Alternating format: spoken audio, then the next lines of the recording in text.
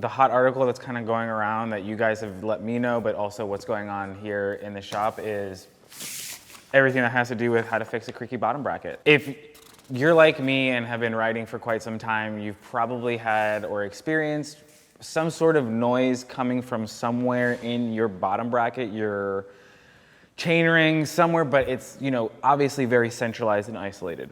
It's a great read. I highly recommend it because you'll end up learning a lot about how to address and how to really start to approach working on your bike, for example. So one thing that I would recommend always to kind of look at or to kind of approach is to visually and auditorily inspect where this sound might be emanating from, right? So your bottom bracket, it's gonna attach to your crank arms, and because of where all of this power is coming in relationship to you as the rider and the bike, here are some quick troubleshooting tips that the article kind of addresses. So the first one is check your chainring bolts. They might be loose, they may not have enough Loctite on them, and that can cause some eventual creakiness, right? And that's the whole point of this, is we want to make sure that your bottom bracket is creak free. It's gonna annoy everybody. I know it's annoyed me. I've been the creaky boy on the group rides, so let that be your warning. Also, your pedals. You know, you put a lot of force into your pedals, and those also have bearings in them as well. So anything that is gonna have tight tolerances may inevitably lead itself to having some sort of play or movement in those items specifically. Another recommendation for you to check out is your crank bolts specifically. So what helps sandwich the crank together. Those might be loose, and if they are loose, you're gonna have some movement in your bottom bracket. Can you pretty much figure out that movement in this situation outside of tolerance is not your best friend?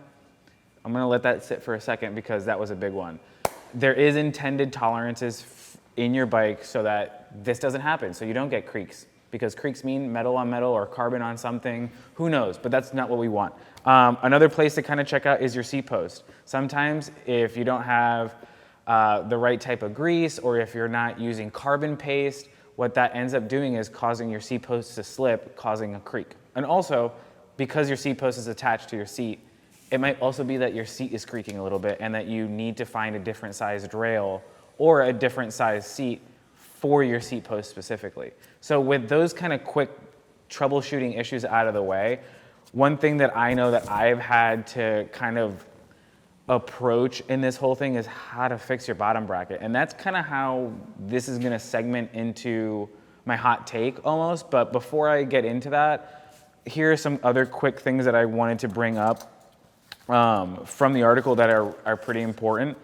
So once you've identified those quick troubleshooting issues initially, so you've gone through those 5 aforementioned places, you are going to then want to address actually getting to your bottom bracket. That's going to involve you getting some tools to remove the cranks itself so you can expose the BB itself, or the BB rather. Once you have the BB exposed, knowing what type of bottom bracket you have is the next headache, and that's the headache that I'm currently in and the hot take that I have for what's coming up in a second. So just give me one moment here. So once you figure out what your BB is, you're obviously gonna have to find the right tools for it. Not every bottom bracket is the same, which is the headache that I'm gonna get into, but get the right tools. Once you have the right tools for it, you wanna make sure that you loosen your lock rings so that you can get those BBs off. Once you get the BB off, or you're able to see the BB, it's really important so that you inspect it visually before you kind of do any further disassembly from there.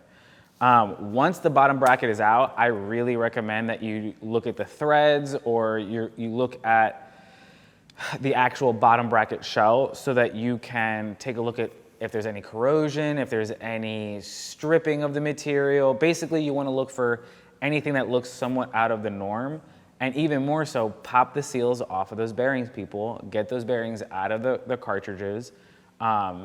If you have a press fit, you'll just have to buy a new one, but removing the seals and kind of exposing where the bearings sit inside of the pit of the race is gonna give you more information as how efficient those bearings, or rather those steel balls, or if they're ceramic, are moving within your bottom bracket. So once you kind of have that all settled, squared away, cleaned and whatnot, it's time to put it back together. And those will require a different set of tools to reassemble everything. Grease is your best friend. And yeah, from there, obviously the installation should be just as smooth going back in. Remember people, if you have a press fit bottom bracket, manufacturers really only want you to use it one time.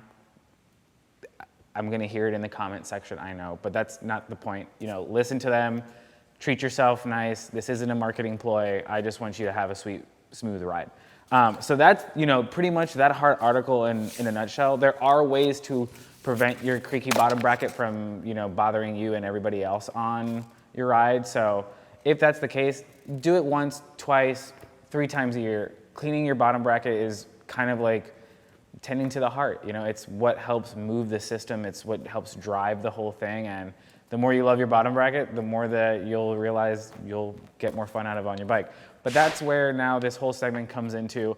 I'm pissed with how many bottom bracket standards there are. There are a number of different bottom bracket standards in the world that, for the lack of, I guess, just whatever it is that I'm feeling or thinking right now emotionally, like, there's just so many. The reason why this is a big headache is right now, when I came into this position, I needed to replace and find the correct tools that I needed to work on a lot of the bikes that I have going on here. I've been working on one bike pretty consistently, not out of a lack of knowledge, but rather out of a lack of, out of an interest of tinkering. But also, it's not my doing. This is Bill's bike. Bill has been tinkering on his bike, and he or I then become responsible for fixing things. That's the nicest way I could put it. I'm just kidding. Before you see how this bike is clamped in here, yes, I know that it's not supposed to be clamped this way. All right, folks. Hopefully, I can get this squared into the frame there, and you can see what I'm talking about. So, yes, people, let me acknowledge the elephant in the room. Yes, this is an Athos. Yes, it is clamped lightly by the seat tube, but I want you to ignore this because I have wires where the seat post would normally be, okay? This is why it's happening, but that's not the point we're focusing on. It's this guy right here. This bottom bracket, because it's a Campagnolo group set specifically, it required a Campy bottom bracket. Campy bottom bracket is gonna be different than a SRAM dub, and definitely different than a Shimano bottom bracket, because this is a press fit and this is a threaded.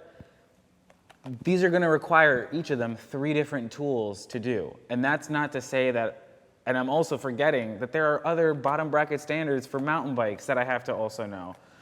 And because of that, right, I've been extremely frustrated trying to figure out why is it that bike companies do this. You place the burden then on us as mechanics to have all the tools that we need. Hence comes in this really wonderful package that I got from Abby that I would highly recommend. There's a variety of tool manufacturers out there that I would highly recommend for everyone to look into and to connect with. But this is just one of the tool sets that I decided to pick or to work with. And you'll see why. And the reason why I picked them is because I need these sets of tools in conjunction with another set of tools that I'm waiting on. But this will illustrate the point that I'm trying to get to. Anywho, right? So like, we can slide that off to the side. Because each of these bottom brackets require a different tool, right? It's gonna mean that it's gonna require just a little bit of different service depending on who you are, what bike you have, and what's going on, right? So as you can see here, I've got some very, very beautiful, just exquisitely designed and machined tools from Bike Abbey. Go Birds, you know who we are. Anywho, yeah, like, it's insane that I need to have just, this is just 5.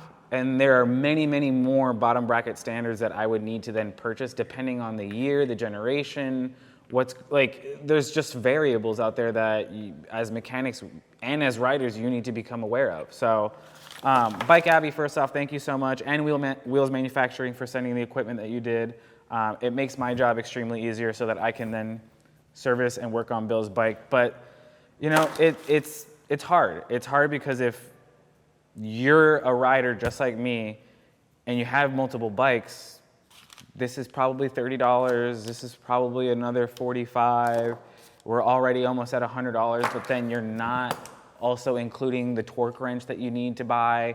So we're almost at $400 here. Like it's frustrating. And Matt had a hot take on it, which I completely agree with. And it's frustrating. It's overwhelming at times, and not knowing necessarily what you need to do, or not necessarily knowing what tool you need for the right job becomes a bit of a research issue or process then at that point. One thing that I would always recommend is to work with the bike manufacturer that you purchase the bike from. They have an amazing amount of resources on their website, or that come with the documents in your bike itself. That would be the first place that I would go to look at what exactly is your bottom bracket standard and what tools you'll need. The second thing that I would then recommend is become friends with your bike shop. Like, become friends with your mechanics. The reason why I recommend you go to your bike shop is because they're gonna get to teach you about your bike specifically and how to maintain it. That's not to say that you're gonna take any business away from them, but that's how you become friends. That's how you learn more about your bike, and ultimately stop being frustrated about having to take your bike to the bike shop, and you can become a pro mechanic in the time that you work on bikes or in the time that you ride bikes. But anywho, yeah, that's the frustration, right? Like, is you wanna obviously have you wanna have the right tools for the right job, but you don't wanna have all the tools for all the jobs. Anywho, with that being said, I'm gonna get back to working here on Bill's bike. And yeah, that's my hot take for this week.